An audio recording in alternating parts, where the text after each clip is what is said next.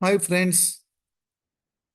आज हम इस वीडियो में डिस्कस करेंगे कि मार्केट क्रैश क्यों हो रहा है। अगर आपने मेरे पहले के वीडियो देखा होता तो मैंने आपको क्लियरली बताया था कि आपको मिड कैप और स्मॉल कैप से दूर रहना है और लार्ज कैप में टिके रहना है। मैंने आपको टिके रहने के लिए इसलिए बोला था कि आप कभी भी मार्केट से बाहर मत हुई क्योंकि मार्केट में इतना भी यूफोरिया नहीं है कि मार्केट 2008 जैसा गिर जाए। लेकिन मैंने आपको क्लियरली इंडिकेट इंडिकेट किया था कि आपको स्मॉल कैप और मिड कैप से दूर रहना है। तो आज वापस हम इस वीडियो में डिस्कस करेंगे कि अभी मार्केट और कहाँ तक गिर सकता है। अगर आप निफ्टी 50 का पी रेशियो देखें, यहाँ पर हम पी रेशियो इसलिए डिस्कस करेंगे कि कोई भी मार्केट है वो चलेगा या कितना चलेगा या बेरिश होगा या उसमें बुलिश ट्रेंड आएगा, वो फाइनली उसकी अर्निंग पे ही हम बोल सकते हैं। लेकिन जैसे हम देख रहे हैं कि इंडिया की जीडीपी कुछ अच्छा नहीं कर रही है, तो उसका रिफ्लेक्शन हमें कंपनियों के अर्निंग पे देखने को मिल रहा है। तो जैसे ही Q3 का रिजल्ट स्टार्ट हो गए हैं, लेकिन कंपनी के नतीजे कुछ कोई भी कंपनी के नतीजे कुछ अच्छे नहीं आ रहे हैं, जो क्लियरली रिफ्लेक्ट कर रहा है कि कंट्री की जीडीपी वो बरोबर नहीं है।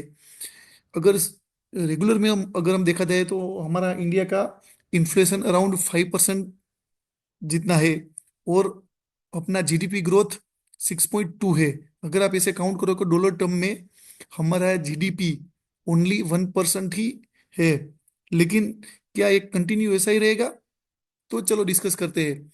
अभी आप निफ्टी 50 का पी रेशियो देखना, तो निफ्टी 50 का पी रेशियो करीबन 21.59 यानी 22 के करीब चल रहा है। लेकिन अभी भी वो ज्यादा है, क्योंकि जनरली कोई भी पी रेशियो अगर 17-18 हो तो हम उसको हेल्दी मानते हैं। अगर आप लॉन्ग टर्म का चार्ट देखें तो उसमें भी हम देख सकते हैं कि मैक्सिमम टाइम जो रेशियो है वो 20 के आसपास रहा था। लेकिन एकदम हेल्दीएस्ट रेशियो है वो 19 और 18 है। लेकिन अभी भी 22 चल रहा है। यानी अगर कंपनी के अर्निंग ऐसे ही रहे तो ये मार्केट यहाँ से चलना, निफ्टी 50 को यहाँ से चलना बहुत मुश्किल है। हाँ, लेकिन यहाँ से ज्यादा क्रैश नहीं होगा, क्योंकि निफ्टी भी ऑलरेडी 21 आ गया है। यानी यहाँ से ज्यादा 10 या 15% मार्केट गिर सकता है ज्यादा से ज्यादा। लेकिन वो भी चांसेस बहुत कम है, क्योंकि अभी जो करेक्शन चल रहा है वो टाइम बेस्ड करेक्शन चल रहा है। यानी मार्केट तो गिरेगा 5 या 6% और गिर सकता है, लेकिन वो करेक्शन है वो पेनफुल रहेगा। जैसे आप कोरोना में देखते हो तो मार्केट एक धड़ाम से गिर गया था और उसका पी रेशियो है वो हेल्दी हो गया था, वो 2-3 महीनों में हो गया था। लेकिन अभी ऐसा नहीं है। अभी जो करेक्शन चल रहा है एकदम पेनफुल करेक्शन है। ये करेक्शन कितना चलेगा उसको कोई बोल नहीं सकते, क्योंकि कंट्री का जीडीपी कुछ बरोबर नहीं कर रहा है। जब तक रिजल्ट में रिफ्लेक्शन नहीं आएगा, ये बोलना मुश्किल है कि ये करेक्शन कब तक चलेगा। दूसरी ओर अगर आप निफ्टी मिड के 50 का पी रेशियो देखे तो वो तो अराउंड 49 चल रहा है। यानी तो एक्सट्रीम हाई पे चल रहा है। जनरली अपना अपना जो पी रेशियो है वो 22 चल रहा था, अभी 49, यानी वो एक्सट्रीम हाई पे चल रहा है। और यहाँ से भी जो मिड कैप इंडेक्स है वो 30% तक करेक्ट हो सकता है। तो अभी भी आपको मिड कैप में ओनली जो ग्रोथ वाली कंपनियां है उससे ही आपको बाई करना है, जिसमें ग्रोथ पक्का है, अजम्पशन नहीं। यानी अभी तक जो लास्ट 3 क्वार्टर से जिसका ग्रोथ कंटिन्यू आ रहा है, एक भी डीप नहीं आई है, उस शेयर को आप अपने पोर्टफोलियो में रख सकते हैं। लेकिन अगर आपका शेयर मिड कैप को बिलोंग करता है और उसका पी रेशियो 80 to 90 है, समझ लो 50 से भी ज्यादा है, और उसका ग्रोथ नहीं हो रहा है, तो उसको आप बेच दीजिए, क्योंकि वो शेयर यहाँ से 50% तक करेक्ट हो सकते हैं। अगर हम निफ्टी स्मॉल कैप इंडेक्स का पी रेशियो देखे ना, तो वो अभी 32 है। वो भी एक्सट्रीमली हाई है। जनरली मिड कैप का पी रेशियो आप देखोगे तो 20 के करीब चल रहा है, स्मॉल कैप का पी रेशियो 20 के करीब चल रहा था, वो भी 32 चल रहा है, वो भी एक्सट्रीमली हाई है।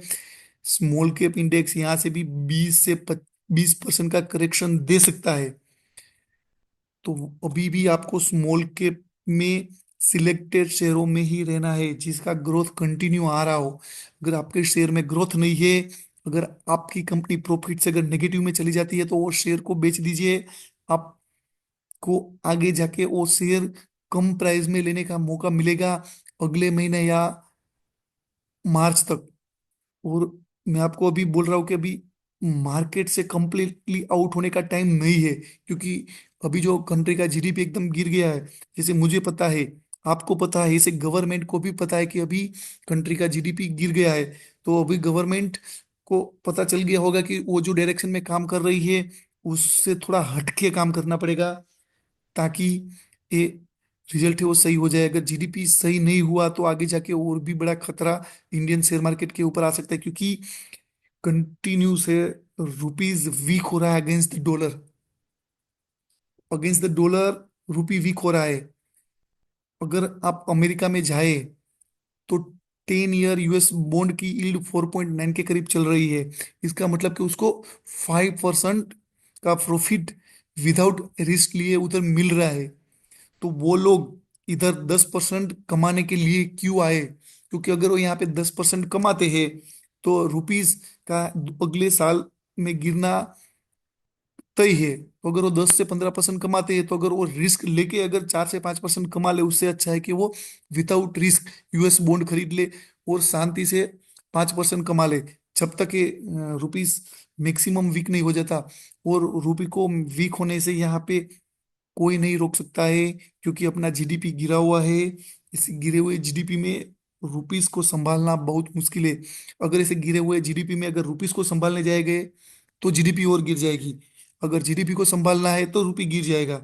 यानी दोनों में से किसी एक को ही मेरे ख्याल से लगता है बचाया जा सकता है।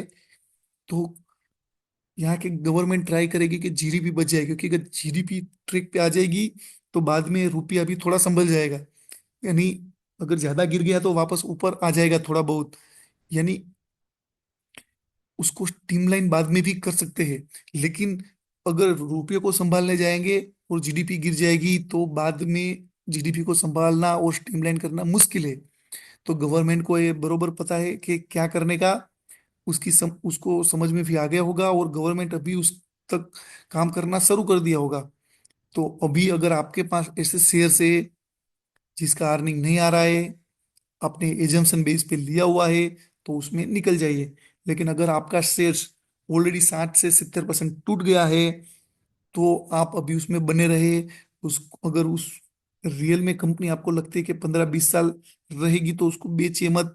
लेकिन अगर आपके पास भंगार है, भंगार, तो उसको सेल करके निकल जाइए, क्योंकि अच्छी अच्छी निफ्टी 50 की कंपनियां आपको 30 to 40% डिस्काउंट पे मिल रही है। तो आपके भंगार को बेचिए और ये सोने को लीजिए और टिक जाइए। अगर ये मार्केट में आप 3 साल तक टिके रहे तो मैं गारंटी मार के देता हूं कि मार्केट यहाँ से डबल होगा और उसको कोई नहीं रोक सकता है। क्योंकि गवर्नमेंट को पता है कि अगर मार्केट जीडीपी गिर जाए तो उसको ठीक कैसे किया जा सकता है, क्योंकि उसको पता है कि हमारा क्या एक्शन लेने से जीडीपी गिर गई, वो एक्शन वो लोग रिवर्स कर देंगे और आगे जाके अपनी जीडीपी सही हो जाएगी। तो देखो, ये वीडियो मैंने एजुकेशनल पर्पज से बनाया है। अगर आप अपने शेयर्स को बाय और सेल करना चाहते हैं तो अपने एडवाइजर की सलाह जरूर लीजिए।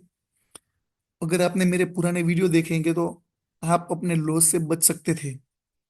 और अगर आपको मेरा ये वीडियो पसंद आया हो तो आप पहले तो इस वीडियो को लाइक कीजिए, अपने फ्रेंड्स को शेयर कीजिए, और मेरे चैनल को अगर सब्सक्राइब नहीं किया तो पहले सब्सक्राइब कीजिए और बेल आइकन को क्लिक कर दीजिए, ताकि मेरे जो नए वीडियो आए वो आपको तुरंत नोटिफिकेशन आ जाए। तो आज के लिए यहाँ पर हम अपना वीडियो एंड करेंगे। Best of luck. और आप स्टॉक पिकर रहे। अगर आपको आइडिया नहीं है कि आगे क्या सोचता है तो आप मार्केट में ट्रेड न करें। अगर आप डे ट्रेडिंग करे हो तो अभी डे ट्रेडिंग बिल्कुल बंद कर दे और हेल्दी भी रहे, क्योंकि ये मार्केट का जो डाउन ट्रेंड है वो कब तक चलेगा कुछ बोल नहीं सकते हैं।